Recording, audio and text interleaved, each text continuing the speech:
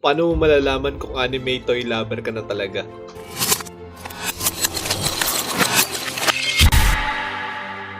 Una, nagkaka-heart attack ka nung nahulog si Goku.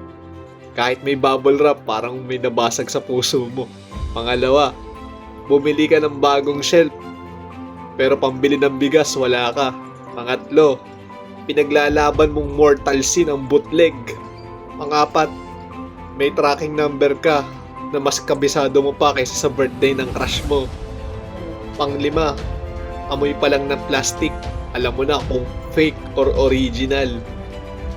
Pang-anim, may budget ka sa pre-order, pero sa annual check-up wala. Ikaw, anime toy lover ka na ba? Kung hindi pa, visit mo yung Facebook page namin. Search mo, Blinkverse. Gagawin kitang anime toy lover.